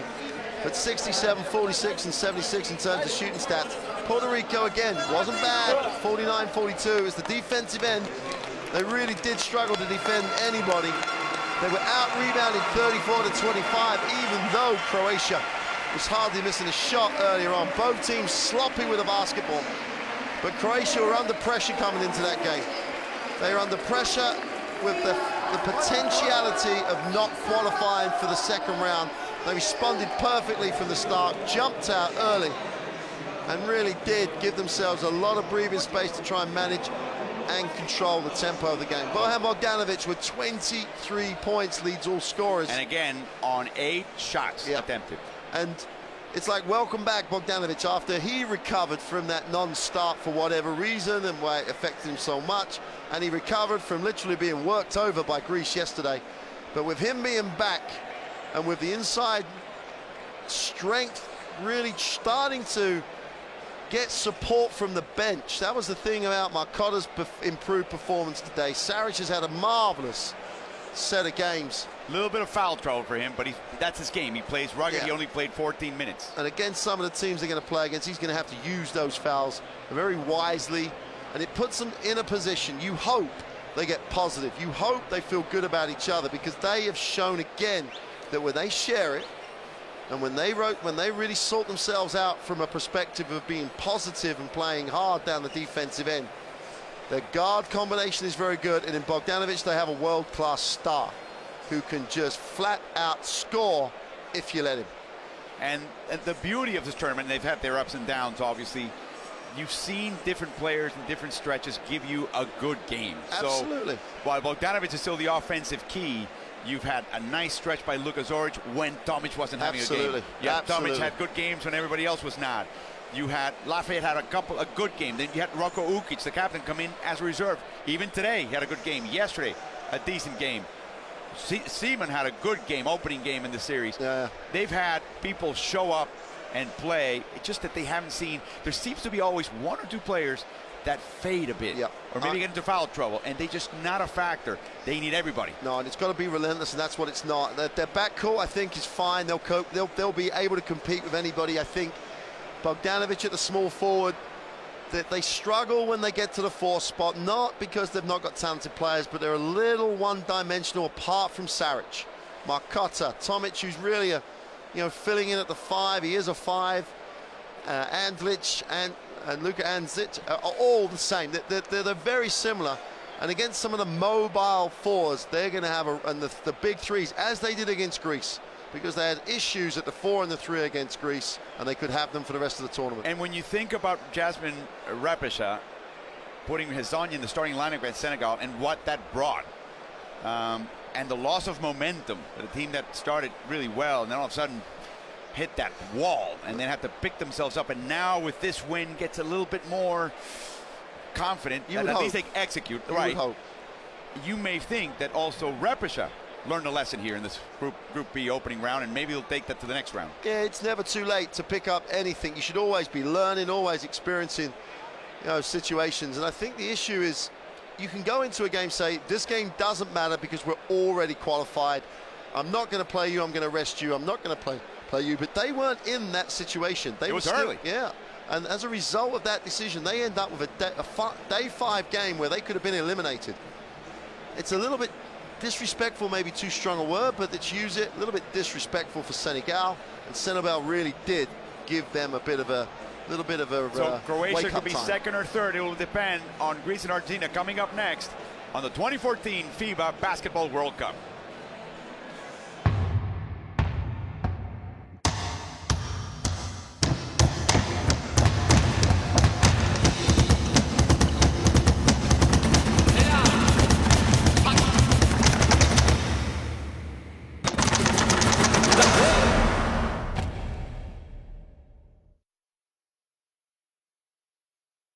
Ajmo. Nek me prozove odmah. Tu smo. 1, 2, 3.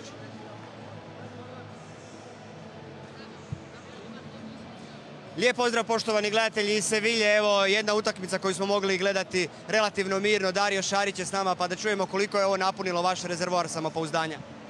Pa sigurno je trebali smo ovakvu utakmicu u prvom poluvremenu, znači što smo današnju utakmicu prezentirali u prvom poluvremenu, trebali smo jučer protiv Grčke cijelu utakmicu. Sigurno bi stvorili dobar otpor protiv Grčke, ali nema veze, eto, protiv Puerto Rika smo pokazali stvarno fantastično prvo poluvrijeme, na kraju smo opet primili puno kroševa, znači nismo smili, ali nema veze, pobjeda je tu, napadački dio je bio stvarno danas savršen i nadamo se, eto,